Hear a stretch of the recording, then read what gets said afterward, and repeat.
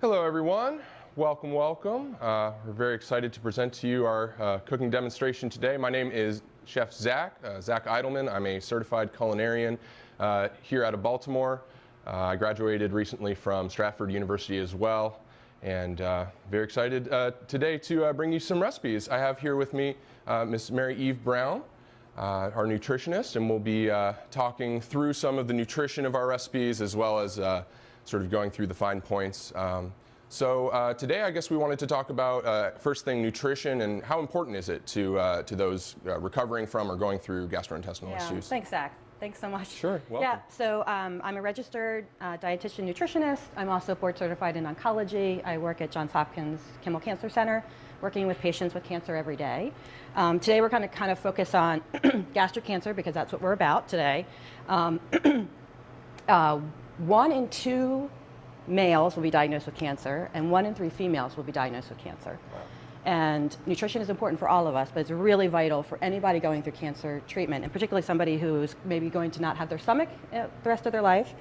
So Zach and I talked about some menu ideas, and we're going to go through them, and I'm here to answer questions, so if you have any questions, please ask. That's absolutely awesome.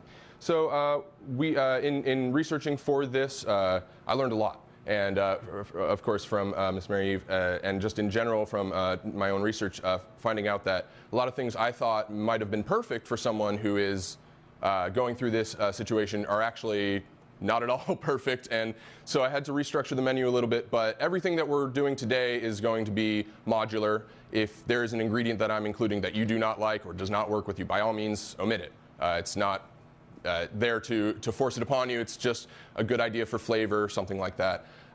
So without further ado, I guess we'll jump right into it. We're going to start with our spinach salad. So we'll actually start with the vinaigrette first.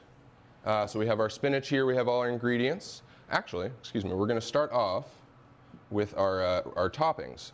So originally, as I said, I was going to include raw ingredients, but as I learned, actually cooking the ingredients, processing them a little bit, helps digest them easier. So we're going to cook these 2 different ways. I have julienne carrots and I have sliced apples. The carrots we're going to roast in the oven, and the apples we're going to steam off in basically just water and lemon juice, give it some nice flavor. Again, not doing too much to it, but just sort of opening it up a little bit. And as you cook it as well, you'll also be unlocking a lot of flavors, aromatics that will go really nicely. So actually we're going to toss the carrots in a little bit of olive oil.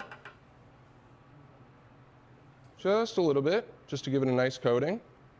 The rest of this olive oil we're going to reserve for the vinaigrette. A little bit of salt. And again, if you have any restrictions on salt, by all means omit. Salt and pepper are just kind of the universal in the culinary world. You always add just a little bit to bring out whatever the natural flavors are of your ingredient. All right, so now that those are tossed and coated, we're going to toss them in the oven.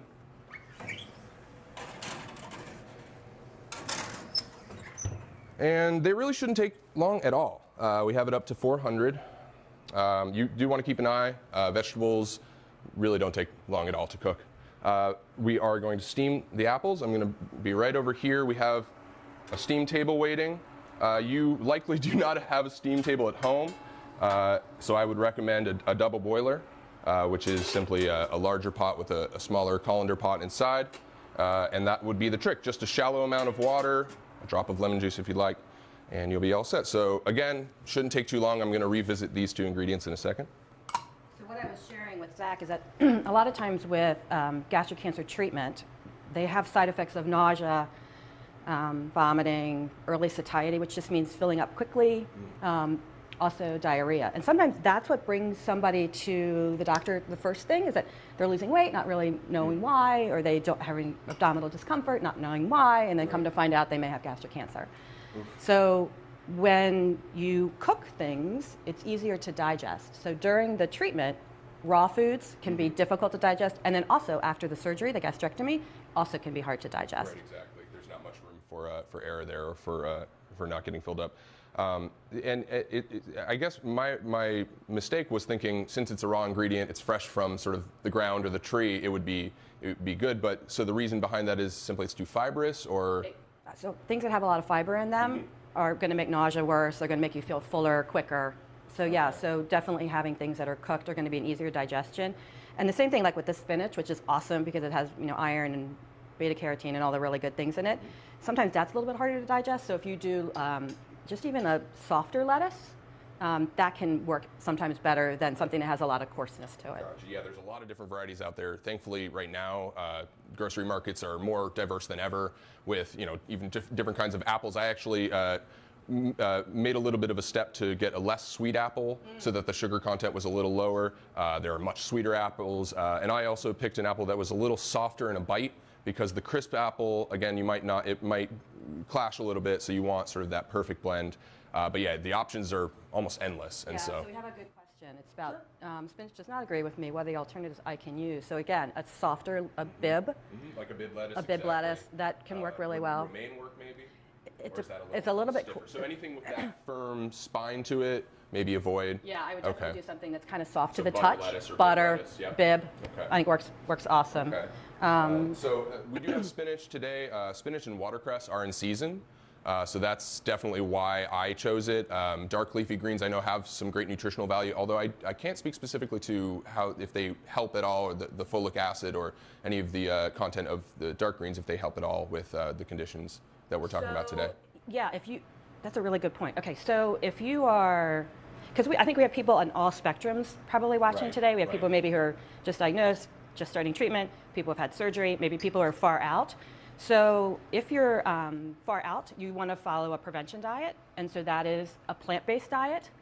Gotcha. And I love that we're doing seasonal because we want to eat in season. That's really super important. If we're eating in season, we're eating the produce at the peak of their nutrition, and they might be closer to us. So if I'm eating something that's not in season, I'm getting something from another part of the world, and it's harvested, it's trucked to me. Not to mention the fossil fuels and all that involved. Exactly.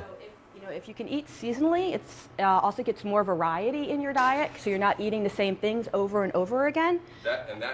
Sorry to cut you off, but from my perspective, that's sort of my inspiration for making the menu is I think sometimes I myself find it hard to eat in the morning, but if I can make something that inspires me a little bit, it kind of gets me over that hump to sort of want to eat it. Obviously, I haven't experienced such a sort of grievous issue, so obviously your mileage may vary, and by all means, if like we'll talk about today, and as I've said, if there's ingredients that you really just do not hit home for you, please just leave them out. This is more for inspiration than anything else. I have another question. Yeah. How can I arouse my appetite? So that's a really, okay. Kind of the quintessential question. So lack of appetite comes with this disease. It also, after surgery, most people do not have a great appetite. They kind of have to push themselves to eat. So these are some tricks that I use. One, small. When you don't want to eat, you don't want to look at a whole bunch of food. We have people who are not that way look at something, they go, oh, this looks fine to me. But the person who doesn't have an appetite, it looks like Thanksgiving dinner. Right. It's too much. So for the caregiver, small plates, small cups. Frequency of eating. So you're eating every couple of hours. Gotcha. So by the end of the day, you get all the nutrition you need in. Post-surgery, this diet, you can't eat and drink at the same time. It has something called dumping associated with it, which is that the gastric fluids get into the small bowel too quickly, and it can really make you feel pretty sick. Yeah. So it can be really tough. So eating and drinking separately, and then making a pleasant environment. So, and I find this a lot when people are in treatment or just came home from the hospital, they're in their bedroom. Right. They're not sitting at the table. Right. And it makes That such a can change huge the mindset, difference, right? If you absolutely, sit at the table, There's a it's, certain I'm eating now. dignity of sitting and eating at the separate table. Yeah. Yeah. So I guess to jump back to the question a little bit, from my perspective, in terms of whetting the appetite or enticing yourself, I find that anything aromatic, onions, herbs, anything that's going to really hit your nose from even far away, that gets me going. Instantly I'm a little bit hungrier. For me personally, onions are my favorite because they go in so many things, but also because they're such a valuable aromatic.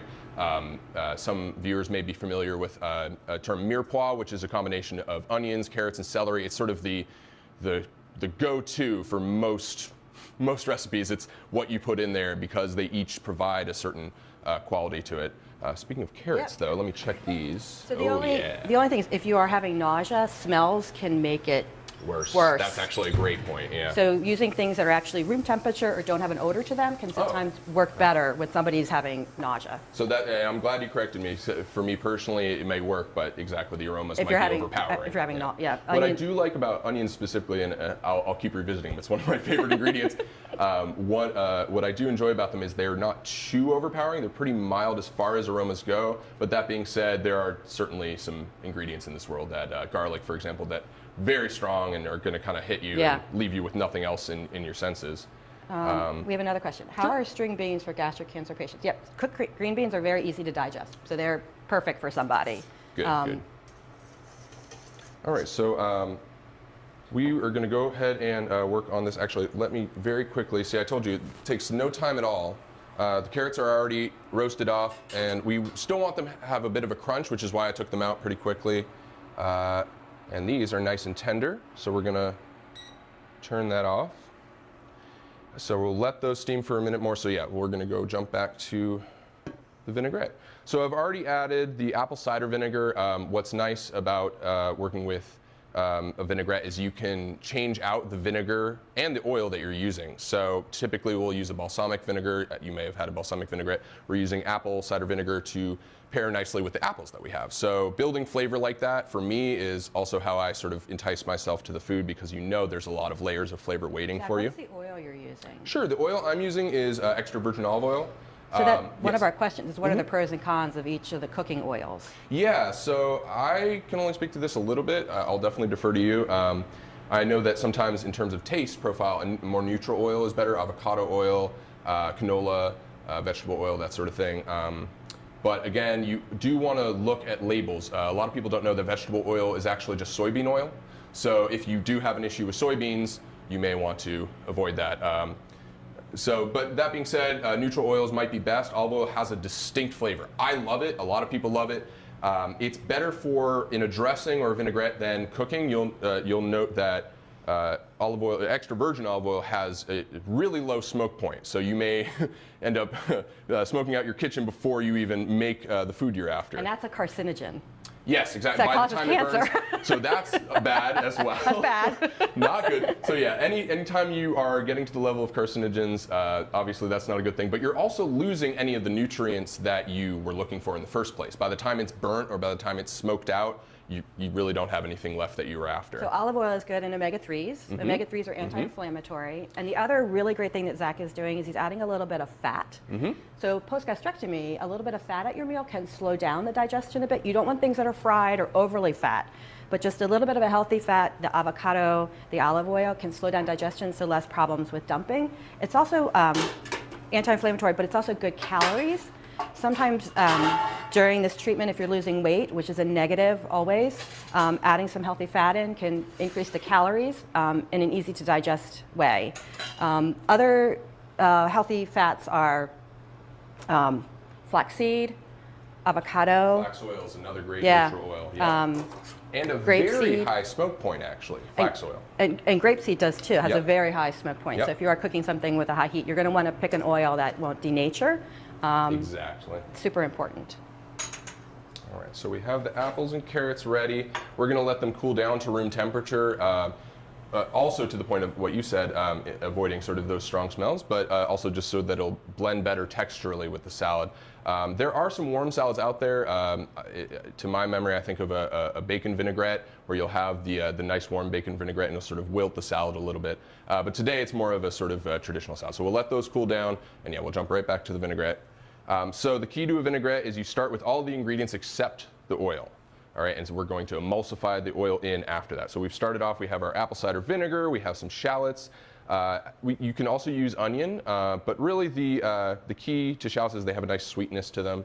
Alongside that, we're going to add some emulsifying agents. So these are ingredients that naturally have some lecithin in them. Lecithin is what makes a nice thick vinaigrette. So we are adding honey. We're also adding some mustard. So again, both these ingredients have that natural thickening to them. Also, we're going to add some egg yolk, and that is sort of the traditional French way of thickening. Now, we did speak before the show, and you were saying that egg yolk may be a no-go. Yeah, if you're immunocompromised, which means that you don't have all the immunity that you need to fight off any kind of infection. Egg yolks are a risk because they can harbor salmonella. So I was talking to Zach about it. I'm like, can we just leave the egg yolk out if we? Totally. Because you have the other emulsifiers in there. Yeah. So. And as we were saying too before the show, there is actually a product, Chef's Glue or Chef's Rubber, I believe actually. It's called Chef's Rubber. It is essentially a synthesized lecithin powder.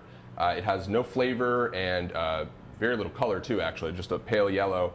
And what it does is it thickens whatever you use it in. Typically, it'll be a vinaigrette. You could also use it to make sort of some wild sort of culinary dishes, but it can work for you because it doesn't have any sort of risk of bacteria.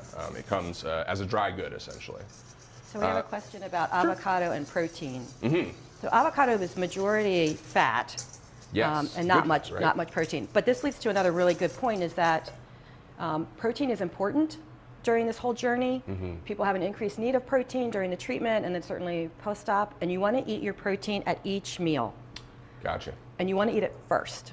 Okay. Before your sides, You're you going wanna to make eat sure your. I got to get my protein in, so Okay. I'm going to eat that first, and then I'm going to go to my next thing. Okay. And it's really important after the surgery that you spend a lot of time chewing. breaking it down. Yep. Digestion starts in your mouth, so Yep. really taking time. It also slows you down because one of the bad things that can happen is I don't have a stomach anymore. I don't have a reservoir. If I eat too quickly, I might overeat, Right. and then that leads to bad things. Right, So chewing really well, eating your protein first, liquids separated from meals. Right, for meals. Yep. So just to revisit that, because that's so interesting to me, I when I was a kid, my grandmother actually instructed me, not bearing in mind any illness, but just simply to always drink either before or after a meal so as not to fill myself up too much. So I was wondering if it's sort of just as a general rule, is it a good idea to not drink while you're eating, or is that just something specifically for these conditions? Is that something that helps? I know a lot of people just eat and drink as much as they can, and so of course that's an issue too, binge eating, that sort of thing. No, it's particular to this treatment for the gastric cancer, is that you can't, after the surgery, you can't eat and drink at the same time. But that's a good point, is that, you know, if you're a person who's struggling with being overweight, and obesity now is linked to 13 cancers. Wow. In the next 10 years, obesity is actually going to trump smoking as the #1 preventative cancer measure, which I think is fascinating. That is fascinating. So if you're a person who's struggling with satiety or feeling full, and this is not cancer, this is just in the general public, drinking before eating can actually help you to eat less. Sure, Also, that makes sense. drinking during eating can help you to eat less, to slow you down. We eat way too fast, and then we eat I way speak from too personal much. experience. Yeah. So if we're drinking and putting our fork down, that slows things down. Right. So the triggers, you know, your appetite's in your brain. So, but there are multiple triggers throughout the body that Right. tell the brain's appetite to go off or on. So, and one of them is if you slow down, it gives that time for those signals to get to the brain to go, okay, you're full now, stop eating. Right. So Satiety, as you said. Yeah, exactly. Yeah, satiety. Beautiful. So, okay, so we're going to go ahead and get into the technical side of the vinaigrette. So we've mixed in all the ingredients. We have everything ready to start emulsifying with the oil. Now, when you start emulsifying, you're basically forcing together two things that don't want to go together. You have the liquid of the vinegar, and you have the fat. And so we're basically going to force them together. And how you do that is drop by drop at first. You're going to just introduce the oil while you're stirring very vigorously. If you at home have a food processor, you can definitely use a food processor as well. No shame in that. In fact, when we're making large batches in the kitchen, that's definitely what we do because your hand would just get way too tired. So basically what we'll be doing is adding a little bit and working it in. And you can see here that there's some foam building up, and that's what you're looking for. You're looking for a nice sort of fluffy, creamy texture, and that's what people really enjoy about sort of a restaurant quality vinaigrette. You'll notice at home when you buy a vinaigrette, sort of a craft brand or whichever, that it starts to separate. And the reason for that is, again, because these two things don't really want to be together. So eventually they will separate. Even this one will. And in fact, freshly made vinaigrette will separate faster than the store-bought. But that's quite all right. You can even just give it another stir, and you'll be fine. And the flavors are all there. So even if it is separate, it'll still coat your salad pretty deliciously. It's not too much of an issue. Hey, Zach, can you tilt the bowl just a little bit so the camera can Oh, see, yeah, the people can definitely, see? Yeah. So you can see it has a nice foamy, frothy texture to it, and that is essentially the two ingredients combining. And you, once you have that initial emulsification going, you can pour in the oil a lot faster. Not all at once, but you can stop dribbling it and you can go ahead and do a slow, steady stream. But it's important to do drops at first so that you get that emulsification going. If you just pour it all in, they're going to sit separately in the bowl and nothing will happen. You can shake it as hard as you want. It may last for a second, but it'll pretty much immediately separate. I've got a question about sugar and cancer and about honey. So I get this question several times a week, you know, that they're reading online that I shouldn't be eating sugar because it causes my cancer and I'm not going to be able to control my cancer because I'm eating sugar. And it's a little bit more complicated than that. The body is very complicated. Actually, it's amazing that it all works together. It works together. It's amazing it all works. So cancer cells are a little bit different than non-cancer cells. Cancer cells or malignant cells, number one, don't die unless we kill them, whereas every other cell in your body has an endpoint. Has a lifespan. Yep. Right. That's fascinating. And that's why chemotherapy, traditional chemotherapies, affect the gut, is because the cells in your gut lining turn over the quickest.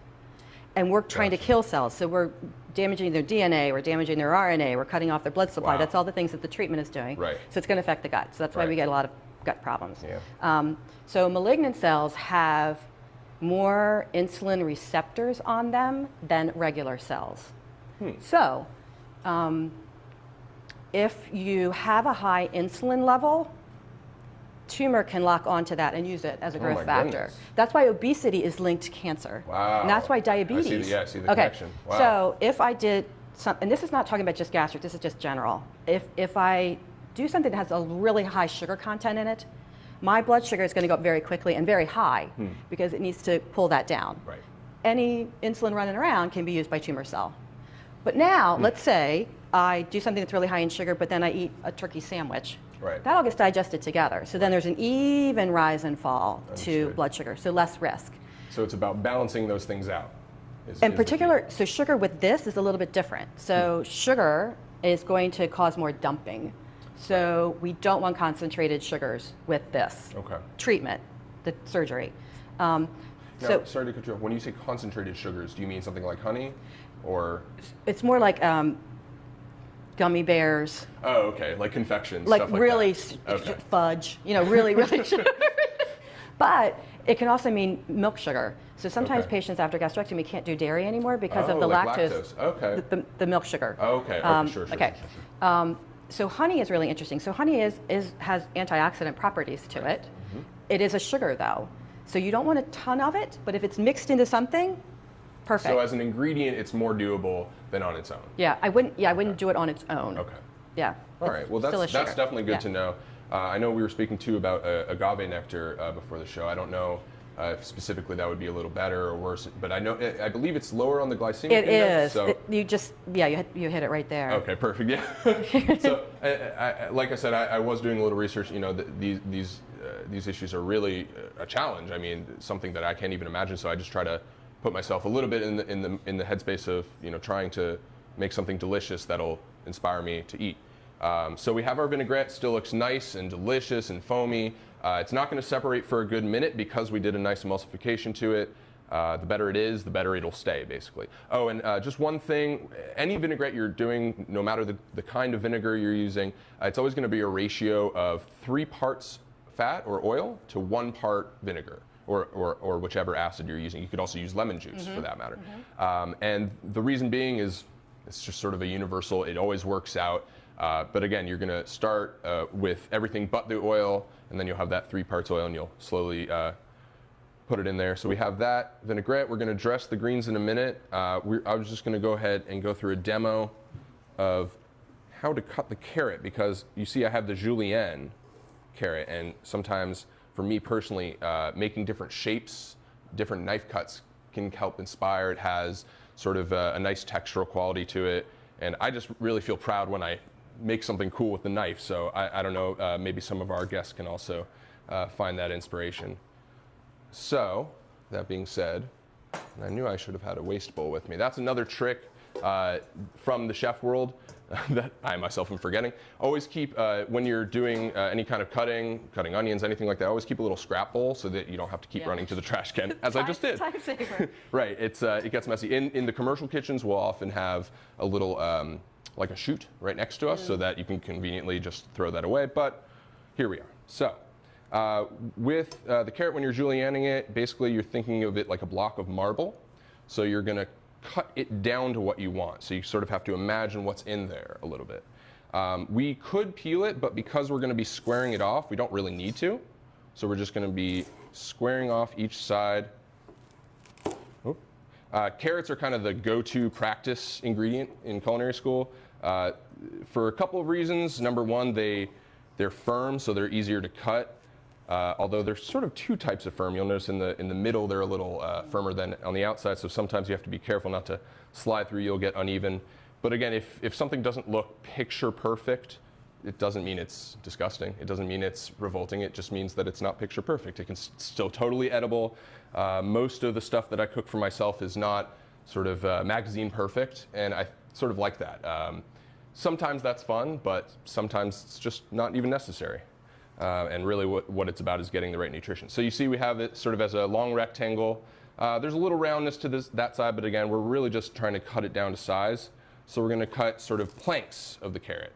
So we're gonna get about 3 planks out of this. So you see we're sort of starting to break it down to what will eventually be, let me make sure this pan isn't too hot, these julienne sticks.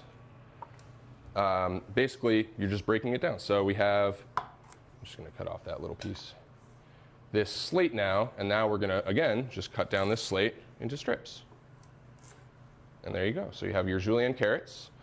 Pretty easy to cut for me personally, but again, I don't want to take my expertise out of context. And you didn't peel the carrot because you weren't going to use the outside of it, or you never peel carrots? It depends. Okay. I usually will, but if I'm doing a knife cut like this, I find it unnecessary because I end up cutting out the outside That's right, anyway. yeah. But waste is a big thing in the culinary world. I mean, in the world in general, we waste so much of our food. So if you can find a use for this, by all means. In fact, sometimes what chefs will do, there's a division on it. Some chefs don't use their scraps for stock, but some do. Yeah. And some of your scraps are perfectly suitable for stock. Not onion peels, nothing that you're eventually going to throw in the trash can, but if it's something that's usable but not quite perfect looking, then by all means you can still throw it in a soup or in a stock, something like that, and preserve it that way. We have a question about apple cider vinegar benefits. As far as I know, there's sort of myriad benefits. Anti-inflammatory, I think, to some extent. Also antibacterial, if I It is remember correctly. antibacterial, yeah. Yeah. So the interesting thing that you did is that you soaked the apples in vinegar. In lemon juice. Oh, in actually. lemon juice, which is another. I guess I heard acid, so I went to vinegar. But I a lot of times pickle things. So I pickle my red And I onions. was curious about that. I saw at the store. So a little funny story. We're using seasonal ingredients. Beets were notoriously hard to find, actually, for me when I was getting everything ready for this. And I think that's because they're just so popular right now. Yeah. So I did end up getting canned beets to just sort of supplement the recipe. And I noticed that a lot of the options are pickled. So does pickling have any effect on these patients? Is it good? Is it bad? Is it depends? It's a depend. Okay. It's not something I would start out with. Right. But I find that it provides another texture. Like I pickle beets a lot, golden beets. It provides a nice a texture kind of thing. Yep. I pickle red onions. I do love pickled red onions, actually. Yeah. On a sandwich. Yep, exactly. Yep, thinly sliced, a little bit of roast beef and horseradish. Ooh. Yeah. Sorry, I'm getting ahead of myself. Sorry. All right. All right, so we have the ingredients cooked off. We have the vinaigrette made. At this point, the only thing left to do is slice a little bit of avocado, and we'll make this salad. So a lot of these ingredients I prepped before, sort of in TV magic style. We wanted to have everything ready for you, but avocados are notoriously, they go bad quickly once they're exposed to oxygen. We need to move A little quicker? Yeah. Okay. So we're gonna go ahead and slice this, make that salad real quick. Little trick with the pit of the avocado, just hit really quick in, give it a little twist, it'll come right out. Don't try to pull from here because you may cut your hand. Instead, you push with your thumb on the back end and it'll pop right off. All right. So we're just going to go ahead and take a couple slices here. Okay, I have a question about Go right ahead. sugar substitutes. Mm-hmm. I mean, I think in moderation, anything is okay. Mm-hmm. And in this population, sometimes because of the sugar problem with the digestion, it can work in, but not sugar alcohols like sorbitol. That's good. Or excuse me, sorbitol. Yep. Yeah. Xylitol. Thank you. I knew there was one with an X. Yeah. Very good. All right, so we have some sliced avocado. Not really much you have to do to it. It's amazing just how it comes. It's a great natural fat. Omega-3s too, I believe. Omega-6s too, I believe. Or no, omega-6s are the bad ones. Right. Well, they're not bad. I only It's took just one nutrition class, folks. That's definitely why I'm deferring here. we get a lot of 6s in our diet. We don't get as much 3s.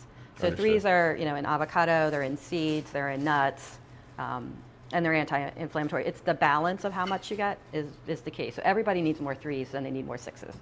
More 3s, less 6s. So I have a question about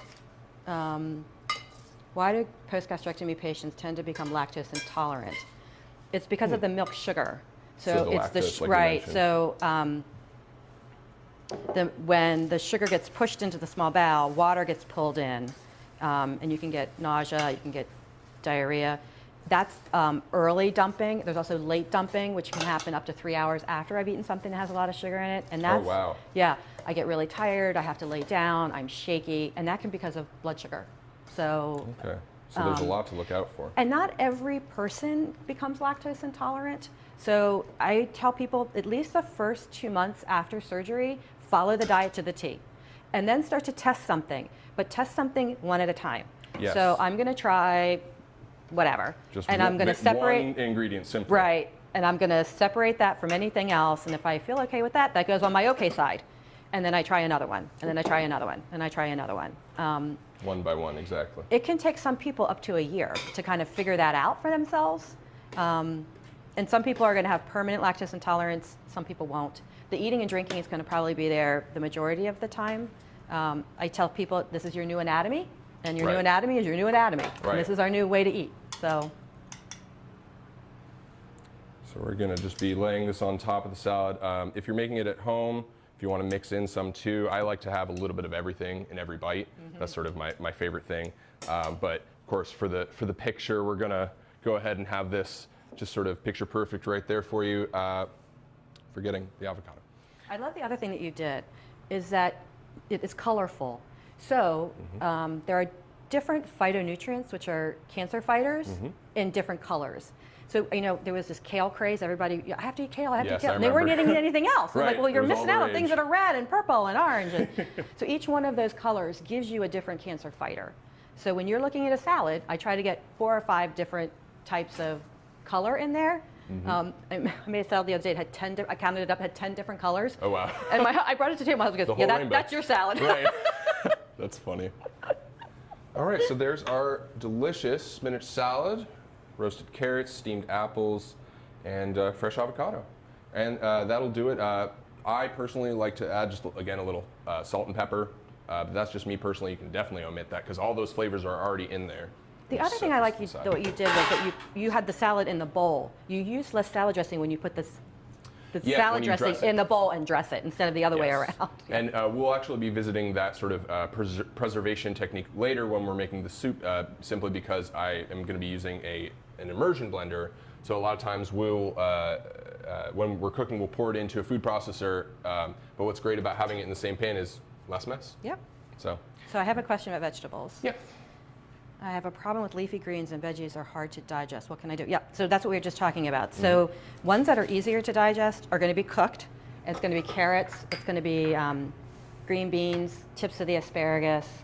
We talked about the softer lettuces, mushrooms.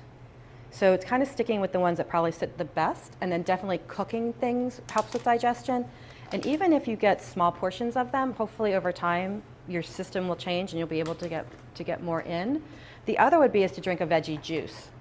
That could also work, but you have to watch because you don't want it to have a lot of sugar in it because that's going to cause the dumping thing. Right. And if you are going to do a veggie juice, I usually tell people to buy a pasteurized one, try it in a small amount, if you're going to do your own juicing, make sure that your juicer can break down and be sanitized. All good points. All right, so Oh. now you see here we used the olive oil and it instantly started smoking. But once we add the ingredients in, it's going to help with that a little bit. So we're starting the borscht. We're going to add our onions and celery. We're skipping carrots for this one. Whew. I have a question about drinking water. Why is it hard to drink water? So I hear this a lot from my patients that they feel full with water, and it could be because the stomach is not emptying the way that it needs to empty. But anything that's caffeine-free can count towards hydration. So it doesn't have to be water. If water is not appealing to you or it doesn't sit right, anything that's caffeine-free can count. Gotcha. All right. So we're just going to show you how to do the borscht here. We already have it ready made, but we'll talk about just sort of the initial steps. So we threw in the onions and celery. We're going to let them sort of pick up and have a nice aroma to them. We have here also some herbs that we're going to add in, but first we're going to cook those down. We also have our beets and our red cabbage, and that's going to give it its sort of delicious color. A little bit of lemon juice too. Again, and Zach and I talked about beets and cabbage could sometimes not work with somebody in treatment or soon after surgery. And the other thing is eating in a soup and a salad together may not work because one's a liquid and one's a solid. And then the portions are going to be small after surgery. Yeah, so definitely not the whole soup by yourself. Maybe we can share with friends. So we're going to be cooking this down. This process is definitely going to take a lot longer than this video has time for. But essentially, you'll see already, like you were talking about the phytochemicals, you have all these great colors in there. Purple and red and, and green and white. And some people don't think, you keep talking about onions, but some people don't think that onions and garlic and those kinds of things have benefit to them, but they do. They have the alleles in them, which are also a cancer fighter. So leeks, scallions, shallots, onions, all garlic. All have those benefits, right? So while that's cooking, we're also going to start our gravy. Zach, if we didn't want to use red cabbage, could we use something else? What? I use the red cabbage specifically because it adds that color. I suppose you could use a white cabbage. It wouldn't, I don't think it would detract too much from the color. It may dilute it a little bit. It might not be as bright purple as you're looking for. But as far as flavor, it shouldn't really add or take away too much. It should be about the same. Although I don't know specifically if it's more or less fibrous. I think it would be about the same. It's about the same, yeah. Should I check with my doctor before I add any of these foods to my diet? Any possible interactions? I can't think of any interactions. I mean, we talked about the egg yolk. That would be the only thing I would be worried about. But there's nothing else that we're doing that I think is going to cause any interaction. I'm trying to think. All right, so we're going to go ahead and move on to our gravy. So we have here again a little bit of oil. Let me grab that with the pan. Oh. That's okay. Don't all chefs have like asbestos hands? I have a great pain tolerance, if that's what you're asking. But it's always a good idea if you're doing anything to talk with your doctor about it. Definitely. I find, a lot of people are taking supplements and not telling anybody, and something happens and we're going down some hole that we shouldn't have been going down, and it was related to something else that they were taking. So yeah, talking to your doctor is always a good idea. And also probably reporting to your doctor your experiments, saying maybe this one ingredient didn't work for me. Maybe that can clue them in as to your, the specifics of your condition. All right, so the key thing in the gravy is the mushrooms. So we have a lot of mushrooms. We started off with a little shallot, again, because I like that, but if you want to add onion, by all means. Actually, that should be plenty of mushrooms. I brought a little extra just in case. We're going to cook this down. The gravy doesn't take that long. We may not have the TV magic for it, but I'll definitely talk you through the process. We're going to coat this in the olive oil or neutral oil that you have. We're going to cook these mushrooms down. Eventually, we're going to add some stock to both of these to sort of start cooking them down. I'm using chicken stock today. Again, I just like the amino acids, the profile flavor for the chicken stock, but vegetable stock is definitely usable. Even mushroom stock, actually, if you're making a mushroom gravy, talking about layering flavors, if you're using mushroom stock and mushrooms, you're just going to have these sort of awesome sort of new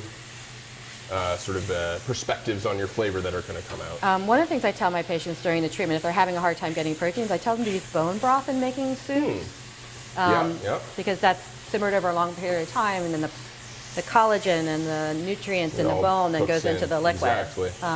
Really good for you. One thing I will note, and this is something that I've experienced at the store, I have no idea when grocers took it upon themselves to say, let's salt our stock, but be aware that a lot of stock and a lot of bases are salted in the market, and so you want to make sure that you get the unsalted variety or lower salt. And a lot of the bone broths aren't that way, yes, which is interesting. Exactly. Most bone broths are totally unsalted. I think you're going to use some spices. So I have a question about spices with cancer benefits. So if you think about herbs and spices, they're a very concentrated source.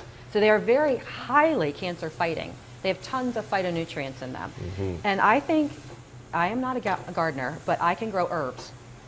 And if you have just a sunny place that you can grow some herbs, it's a fantastic thing to do. Very easy to grow, very sort of adaptable. They can live on the window ledge, they can live outside. Yep. And then I freeze them. So I just, at the end of the season, I harvest them and I throw them in my freezer, and I can use them all winter long. So that's the way to do it. That's how a lot of people sort of survived back in the day, especially in terms of inspiring themselves to cook, was saving some of it for winter. Yeah, right. I can throw it in my soup. Or, there's a question about turmeric. So yeah, turmeric, curcumin, is a high antioxidant spice.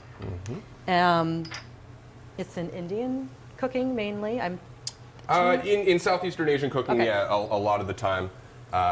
It is, I think, endemic to that region, but it also grows in South America, if I'm not mistaken, but I'm not positive about that. So you really want to, if you are in active treatment, you really want to talk to your doctor about taking it because it's such a high antioxidant.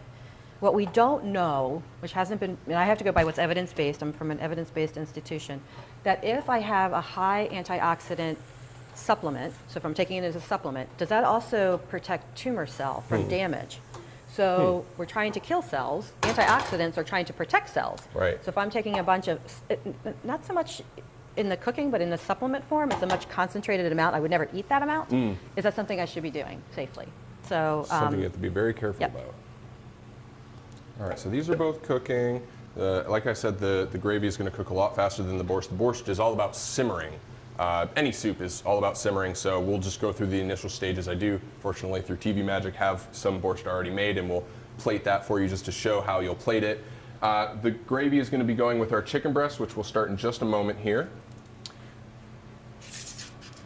And then we have our dessert as well, which is, when I tell you it is a very simple dessert, it is a very simple dessert. It's just going to be something you can do at home with not much preparation, and I believe it should all be on the sort of up and up in terms of the condition. Yeah, we went around with that just a little bit. A little bit, yeah. Because of the sugar thing. Yeah, so we're using a Cool Whip product. There is a sugar-free variety for that, but we will get to that in a moment.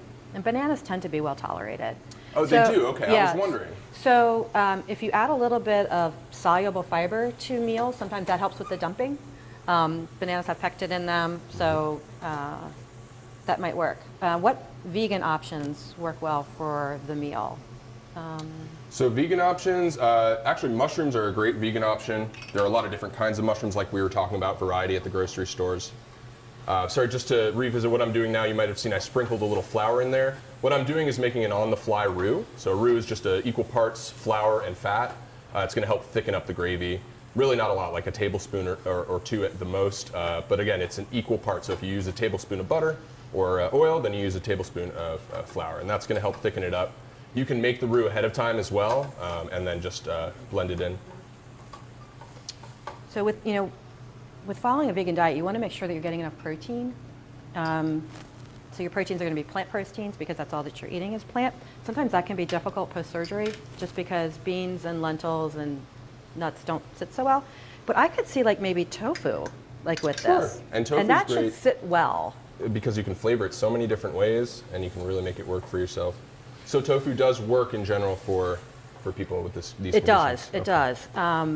So that would be probably my number one I would go to with a vegan diet with post-gastrectomy would be tofu. You could try some beans. They are soluble fiber as well. But it's going to depend on your digestion. So I would just start with a small amount and see if it's tolerated. So this one's already ready. We're going to go ahead and add our chicken stock. About till the pan's full.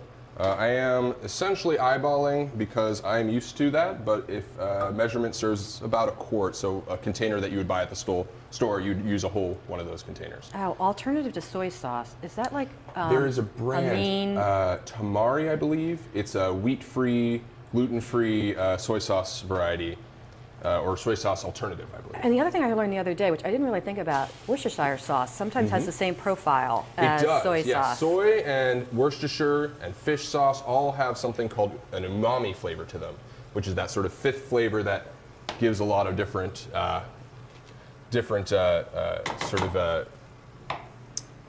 meat tastes to it. So that's where you'll get a lot of the vegan stuff going as well. All right, so I have a question about organic. So in science, if you really look at science, an organic strawberry and a commercially farmed strawberry has the same amount of nutrients in it. But one thing that's coming to light now is that they think they are higher in those phytonutrients that I was talking about because only the strongest will survive, right? Right. So they have to fortify themselves. So that's one of the thoughts behind organic. There's do you know like the clean 15 and the dirty dozen? I've heard those terms, but you can Google it. Yeah. There are certain things that you don't need to buy organic. Avocados, right? You're not going to eat the peel of that. Bananas, you're not going to eat the peel of that. Now berries, right? Berries are going to be, if you can, a better option food dollar-wise, because it's hard to clean a strawberry all the way, and whatever that strawberry has been exposed to, you're probably going to eat it. But if you wash it really well, you do remove probably 80% of the pesticides. So if it does fit in your food dollar, look up the clean 15 and the dirty dozen, because that's really going to tell you. These guys, if you can afford it, buy them organic. These guys, not so much. You don't have to really do that as much. Potatoes is one of those that thin skins. So things that have thin skins on them are going to be better if you can buy them organic. The other thing that I like people to do is to buy local. So farmers markets, CSAs, things that are closer to you. They're going to use less of pesticides and things to fortify their crop. And they're picked more closer to where you are. So when something is harvested, it automatically starts to lose its nutrition, air, heat. So if it's harvested and I get it the same day or the next day, I'm going to have a better nutrient profile in it. Yeah. So just a little technical glitch. Our cassette isn't heating up quite fast, so I'm going to use our alternative, our induction burner, to get this nice and hot, because with chicken what you want to do, we're going to go ahead and start the sear, is get a nice crust on the outside, and which it technically is called the Maillard reaction. It's the caramelization of sugars in the presence of a protein. So that being said, that's what you're looking for when you're cooking chicken. That's what sort of you look for in a restaurant, is that delicious sort of crust to it. And then we'll finish it off in the oven. But we do want to get that going pretty quickly. What is beneficial, I say as it's still heating up, what's beneficial about the induction is that it gets hot quickly. So it should just be a moment longer. So some people find, after surgery or even like during treatment, eating whole meat can be difficult, the chewing of it, the digestion of it. So if you're having that problem, yes, doing things that are ground, like you could do ground chicken, ground turkey, or even shredded, it's already kind of manipulated a little bit for you before, and then definitely taking time with chewing so that the digestion gets going. All right, so we're gonna go ahead and plate the soup because we have that ready. Traditional French style is to put your garnish in first and then you pour the soup around. So we have just a little bit of dill, sprig of dill, and some sour cream. You can use creme fraiche as well if you have that available. Dill is super easy to grow. Super easy to grow. And it's friendly to monarchs. Oh, it's butterfly friendly. That's good to know. Yeah, they like, and if you let it go to seed, they'll lay their eggs underneath the flowers. So I have them every summer. Oh, that's beautiful. Yeah, I love it. Swallowtails too. Swallowtail butterflies. That's good to know. Not anything about cancer, but I think it's interesting. No, dill is a very sweet herb that really adds a nice layer to anything you're using. It's strong though, so it's sort of a pinch will probably do in most cases.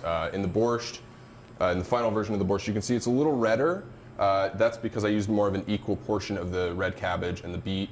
It also depends if you're using canned beets. They often will lose a little bit of their phytochemical. They're a little less sort of dark purple, a little closer to red. But either way, I promise you it's delicious. I've tried it before. And here we have our borscht. So we have our borscht, we have our salad. We're going to move on in just a moment to our chicken. Full disclosure, the gravy may not be ready in time, so we'll have to sort of... So I have a question about gastric spasms. Any suggestions how to manage that? So Gastric spasms, I've never heard of that. yeah, so again, anything that's going to be gassy is going to be harder to digest. So the cabbage family, the cruciferous, Brussels sprouts, cauliflower, broccoli, cause more gas. I'm thinking that's going to be harder to digest. Also, you want to watch and don't, this sounds silly, but don't talk while you're eating because you swallow air. And probably also a risk of choking. You could be, but that could be spasmy. Gotcha. I would stay away from gastric irritants. So caffeine is a gastric irritant. Things that have a lot of spice to them. I mean, hot spice can be a gastric irritant to them. I think eating small, frequent meals can help with gastric spasms. Making sure that your bowels are moving, and this is a terrible talk about this, but that's really important because if things are not moving right, that can cause more gastric distress. And then good proteins to help me maintain my weight. So fish. Yeah. So we should all be eating fatty fish at least twice a week. And again, it's omega-3s. Right. And it's easy to digest. So that's an easy way to get some good protein in. Is there any substantive differences between, say, salmon or a whitefish like tilapia? Is one going to be better for you than the other? So salmon is a fatty fish, so that's going to have more of those omega-3 properties in them. So that would be a good idea. The other ones are herring, sardines. I don't eat these personally, but they're also fatty fishes. I use anchovy paste. I hope my husband's not watching, but He doesn't know you use anchovy paste. He doesn't know why you do it. Yeah, I do that. Yeah. Yeah, anchovy paste is going to be another thing that contains that delicious umami flavor. Yeah. Actually, essentially, Worcestershire sauce is a variant of what used to be an anchovy sauce. Yeah. Yep. All right, so we're finally getting to temperature. My apologies for the delay, but you really do want a nice sear on there. So we'll get this nice and hot. You can start to hear that sizzle. Now the chicken breast is thick, so we'll finish it off in the oven. Outside of that, I suppose we could already begin our dessert and have it ready. So I have a question about cheeses. So Yeah. softer cheeses have more lactose in them than harder cheeses.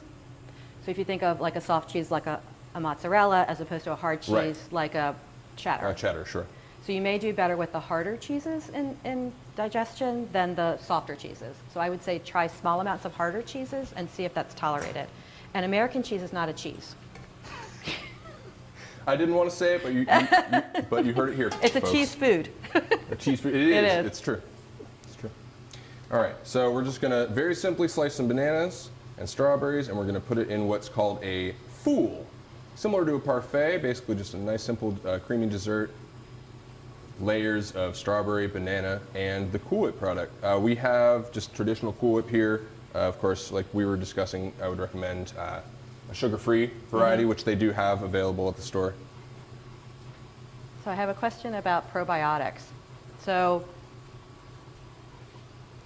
we have a microbiome that lives in our gut, and it does a lot of really healthy things for us. One of the things that it's involved in making certain nutrients for us. It's involved with our metabolism, our immune system. If you are eating a varied diet with prebiotics, and that's fruits and vegetables and whole grains, your microbiome should be fine. Now, there are certain conditions where the microbiome is upset. So if I take an antibiotic, that can then kill off some of my healthy microbiome. Taking a probiotic with your physician's recommendation is probably fine. Eating foods that have live culture in them is also a good idea. So I do kombucha. There's sauerkraut. There's yogurt, kefir. Those are all things that have live culture in them. and I find this is really fascinating, everybody's microbiome is unique to them. Now, people who live in the same household can have similar strains, but Zach and I have different microbiomes.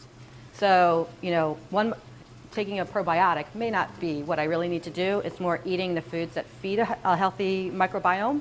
And then if you do have medication that's decreasing your microbiome, like an antibiotic, you might want to take a probiotic. But I definitely encourage eating them because they're all healthy foods for us. Yeah, balancing that out, like we were talking about with the recipes, seems to be the sort of the common denominator there. You do such a good job with color. Everything has great color in it, which is awesome. I really enjoy blending that stuff, textures, colors, because that's, again, what makes me want to eat it. Yeah. That's sort of what inspires me towards it. Nothing wrong with, as my mom would say, a peasant's meal, right? With just sort of some potatoes and rice or some meat. If that what works for you, there is no shame in that, and actually that's sort of what's sustained most people for all of history. So, in fact, a lot of people in this world, even today, don't eat much variety. They eat pretty much the same meal all the time, especially those who live in really impoverished situations. And so that being said, any variety you can find is really the spice of life. Here we go. A little messy, but there we are. We'll just put a little sprig, for some color of parsley. So we have our dessert, and we'll be able to enjoy that with our salad and our soup. So I have a question about fiber. So yes, so if you're experiencing digestive problems, early satiety, nausea, gastric distress, a lower fiber is what's recommended, and definitely post-surgery, a lower fiber is what's recommended. If you're looking at a food label and you come across anything that's less than 2 grams of fiber per serving, that's probably fine. But then eventually you want to kind of work those foods back in once you recover to whatever your tolerance is. The goal is to go back to eating all foods. And we do know that fiber is very important, particularly for gut cancers, more colon cancer. Absolutely. And fibrous foods come with more nutrition, right? They have more vitamins in them, they have more minerals in them, they have more protein in them. So it's just whatever your tolerance is going to be once you get recovered. Yeah, it's definitely important to figure out what works best, as you're saying. And like you said, no microbiome is the same. So Isn't that fascinating? Very fascinating. I think it's interesting. I went to a whole day conference on the microbiome. I believe there's probably more information than just a day's worth. We know a snippet of it. We Exactly. just know we know a snippet of it. So I know we're running a little low on time. Full disclosure, this gravy probably won't reduce. And again, just a little behind the scenes. I did have the borscht ready, but the gravy I did not. The gravy won't take nearly as long. What you're looking for, as you see now, it's pretty liquid. You're going to wait for it to thicken up. As much as I'm saying this without it being the case, I promise it will begin to thicken up pretty quickly. And really, as soon as it does, you're ready to serve. So we'll do a little bit looser of a concept when we serve it with the chicken. And the last thing, and this won't take long at all, again, we're going to just coat some carrots and parsnip in olive oil, salt, and pepper, roast them off for a minute, give them a nice texture. The parsnip, something you might not have had too often, sort of a cross between a carrot and a potato. It's fantastic. Fantastic. It has some great nutrients, nice starch quality to it, so if you don't do potatoes, then it's a nice substitute. Yeah. If you roast them, they become sweet. That was in that 10 vegetable salad I was talking about. Oh, perfect. So there you go. Yep. Something that you might not have ever really thought to come across at the market, but it's there. It's definitely there. Yep. It's always next to the carrots. It's something that most people just walk right past. Turnips. It looks like turnips as well. It looks like a white carrot, basically. Yep. In fact, Yep. I think I have an example. Yep. So this is our parsnip. Again, it looks kind of like a carrot, but its starch quality is fantastic. It really blends well. Yeah. So again, just a little oil, salt, and pepper. We're going to throw these in the oven for 5 minutes at most. There's a question about using whipped cream. You could make that with whipped cream Of instead course. of the Cool Whip. Yeah. Oh, of course. The reason I picked the Cool Whip was simply I wanted more of a dollop effect than the star effect you get. All right. So we're reaching towards the end. Do we have any questions pending? That was the last. That was about the whipped cream. Yeah, whipped cream would definitely be a fine substitute. As you said, the sugar-free variety is what you want to go with, I would imagine. Or you could whip it yourself. Good. In fact, the traditional name is not whipped cream, but chantilly cream. That's what it's traditionally called. just a little bit of vanilla extract, a little bit of sugar, or you could omit the sugar. Yeah, And just yeah. whip it Vanilla, up. maybe just heavy vanilla. whipping cream, and that's all you need. All right, so we have the gravy mostly ready. This chicken has a nice sear to it. Again, like I said, it's may take a little longer to cook, so we're going to do a plating exercise for you, but we may not want to eat this particular breast. It might be a little underdone. But the way that we'll finish it off is we're going to take the chicken, and we'll see, just for example, we have a nice sear on the outside. That's just salt and pepper, nothing too crazy. I like to add a little lemon zest as well. You take the outside rind and grate it down a little bit. It has some nice essence to it. But again, we're just throwing this in the oven. These two are going to finish up, and we'll be just about done with our presentation. So I have a question about spices. So all spices are good. They're all cancer fighting. And I've gotten into like different ones lately, like Zatar and Sumac. And Zatar is a great oh my one. gosh, I'm having, yeah. Yeah, there's some great ingredients out there that just take a little bit of research, or just kind of looking to that shelf that you never really look at in the grocery store. And they're very easy to work with. Yeah. Very easy. For example, we're just going to add some extra flavor to our gravy right now. Even just a few minutes of sitting in the gravy will give this an incredible flavor. We have a combination. It's often called a poultry blend. So we have bay leaf, we have rosemary, we have parsley, we have sage. Sometimes you can put thyme in too. I believe I parceled myself. Yes, a little bit of thyme. I have the dried variety because there was no fresh available at the store. And I'm kind of working like anyone might work, where basically you're going with what you have. In that vein, if there is no fresh product available, frozen or canned options are an okay substitute, but again, like we talked about, you make sure that there's no preservatives, not a high sodium content, that sort of thing, and you should be able to get still a lot of Those guys are all easy to grow. Very easy Yeah. to grow. Yeah, very happy campers in the backyard, on the windowsill.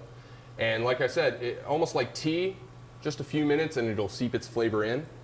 The dried varieties are going to provide a lot of the flavor, but not necessarily as many of the nutrients. So it is always better to buy fresh if you can, but it's not necessarily a failure if you can't find the fresh ingredients. All right, so actually that's starting to thicken up. You can see the bubbles are starting to get a little viscosity to them. And once the liquid starts to cook out, that'll be ready to serve basically. So some might cook it down as with the borscht. Traditionally, you just cook it down until everything dissolves in itself. In our case, we use the immersion blender to help things along with the borscht. And with the sauce, I like the substance of the mushrooms in the gravy. I actually like a nice sort of bite to the mushroom. So we've got everything cooking. We're going to grab our plate. Zach and I were joking. That's my favorite tool, is the immersion blender. Oh, It's yeah. like the best thing. Such a godsend. Yeah. And it really preserves, I mean, less mess in the kitchen. Yeah, overall, definitely a good option. Yeah, so really happy to do this today. I know. It's been a great learning process, and we're just rounding out to the end here. I just wish I could share the flavors and smells that we're experiencing right now with everyone out there in Facebook. It smells delicious. Thank you. So yeah, just simple additions. Like I said, I just added a handful of herbs, and now Could all you of a use other sudden- mushrooms? Could you Yes. like? Oh yes. Crimini or portobello. Any kind of mushroom would do great for a gravy. They all have that umami flavor to Yeah. them. They all have that sort of almost meat-like quality to them. And usually cancer fighting. There you go. So Exactly. yeah. Yeah. A very helpful fungus. Not many of those around, but yeah, a very helpful fungus. Yeah, any mushroom at the store will work just fine. Porcini, any of those. This is just sort of a traditional white mushroom. Again, readily available at the store, so that's why I went ahead and grabbed it. So that's getting done. Our chicken is actually sizzling quite nicely, and the root vegetables are about done. So again, we're not going to really cook them too long. You just want a slight singe, a little bit of heat. I'm gonna leave that there.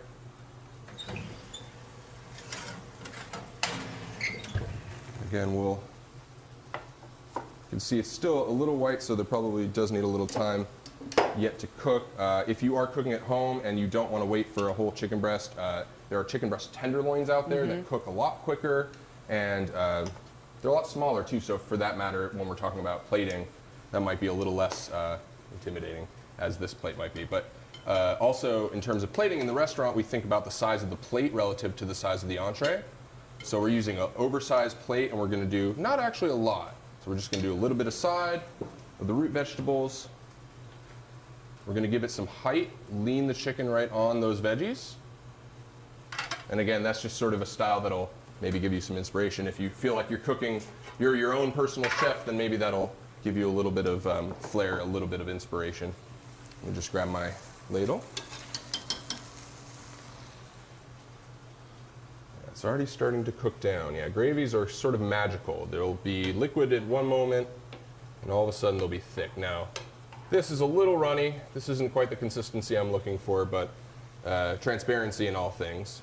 But even still, and again, this is sort of a lesson for those at home, even if it doesn't look picture perfect, I promise you that's delicious. Yeah, it looks that great. has all the flavors we're looking for. Even just the few minutes that I had the herbs in there, Yep. we're already going to taste all that. If you leave herbs in longer than 15 minutes, you're not going to get anything more out of them. At a certain point, it's totally sort of saturated, and there's not really more you can do. So we're going to make sure we get some nice mushrooms on there, a little of the herbs, got a nice spread to it. And there we are. We have our delicious chicken entree. That's And great. I guess that'll about do it. Those are our 4 courses for the day. We're going to have 3 more of these events over the year. Again, always focusing on seasonality. But really, I'm just happy to have presented with you. Thanks to everyone out there, and we look forward to seeing you again in the summer. Thanks.